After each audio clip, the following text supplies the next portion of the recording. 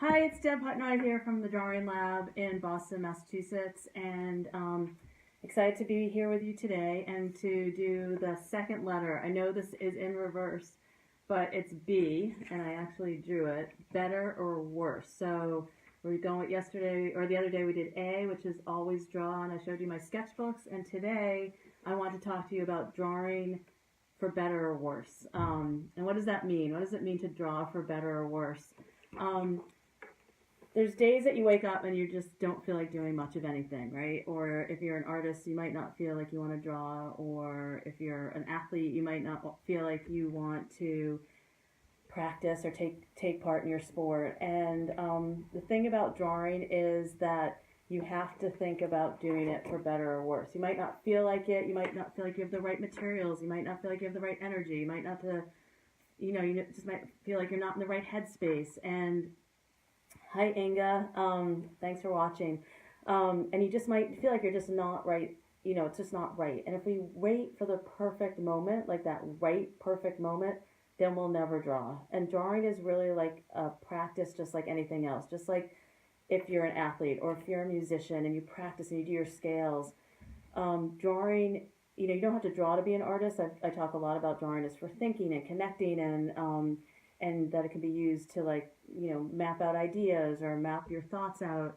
So it's not that you have to draw and practice, use drawing as a practice every day just to get better, but it is a skill and it builds a certain part of your brain, right? I always talk about the drawing mind, and we have a certain part of our brain that is really deeply visual and connected through drawing. It's one of our first languages that we all have across the world. We go through certain stages. They've tracked it, and we all go through the mandala stage, and we go through different stages, and it's just a deeply wired part of ourselves. So my thing is draw, doodle, do it for better or for worse. So that's the B letter. That there are days that I wake up and it's like, oh, I don't really know if I want to draw today. I don't want to do my daily drawing thing. And I just sit down, and then once you get into the kind of framework of just drawing and doodling or sketching something, then you can get into that kind of flow state. So just like with meditation, when, I don't know if you are meditators out there, but when you meditate, there's days that you just don't want to meditate, or you don't want to do yoga, or you don't want to work out. And then once you start to do it, you kind of get into that flow or into that mode. So I really want to encourage you. My ABCs of drawing are really about teaching you kind of things that I've learned over my 40 years or so of drawing and being an artist, and that, like I said the other day, that I'm not going to teach you shading and how to draw lines. There's so much out there about those kind of things, and there are wonderful teachers, and although I know how to do those things, I want to give you kind of some of the other things that I think are really essential as artists and as just people in the world that want to connect with our drawing selves. I think there's so much fear, and there's fear around drawing, and so I want to give you back your access to your drawing mind. I really feel passionately about that for everyone, young and old, people that love to draw or scared to draw, artists, scientists, mathematicians. Really, if you come into the Drawing Lab and become part of the community, I will give you tools to access your drawing mind no matter what you do. If you're a parent and you want to take your kids to the museum and learn how to use drawing as a tool for connecting with the objects, I've worked in museums for many, many years, and I have great ideas for how you can connect with using drawing and in museums. So I want you to think about drawing as a process, as something that you kind of discover and uncover over time, and that for better or worse, whether you're feeling like today's the day I really want to draw, or you know what, I don't feel like drawing, I'm in a really bad mood, drawing might be the way to get you out of that mood. So for better or worse, whether you're feeling like you have the energy or you don't have the energy, you have the right tools. I mean, all you need to draw is a pencil and some blank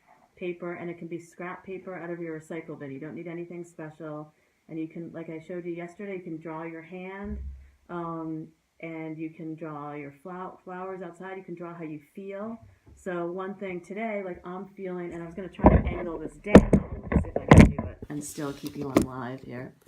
I don't know if this is going to be possible, but what I was going to show you is I want to do a drawing of, this is going to be, let me see if I can do it this way. I'm sorry, I've never done this actually. Can I do it this way?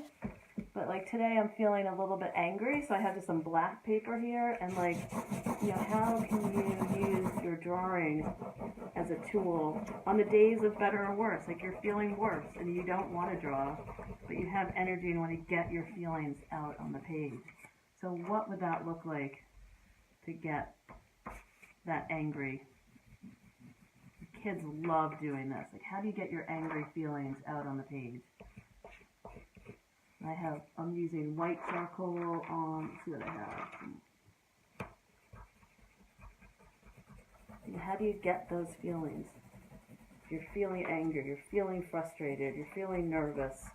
What is a nervous, angry drawing? So for better or worse, you can always do a feeling drawing, like get your energy, your feelings with your marks out on the page. What would happen if I do, you know, black on top? Play with your materials.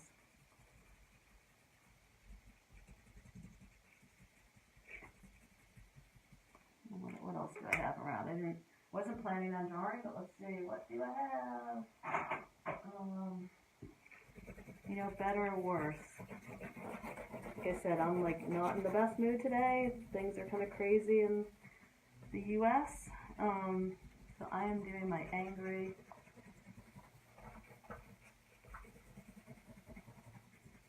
drawing. Better or for worse. You know, and then you can even do something with it.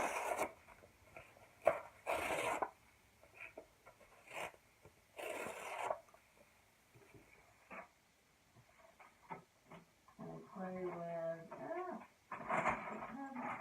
pencils.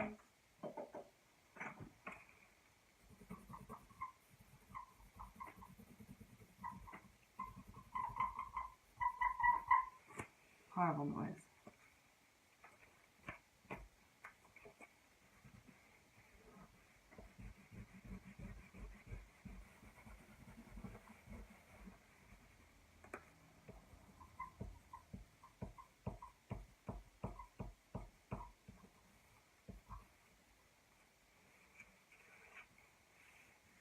So I've taken my little angry drawing, I've ripped it. You know, what can maybe I'll do some kind of collage with it later. For better or worse. You know what, I'm not feeling it today, but I am just going to use my marks and my drawing to kind of get through my feelings. I like the pieces kind of ripped up like that.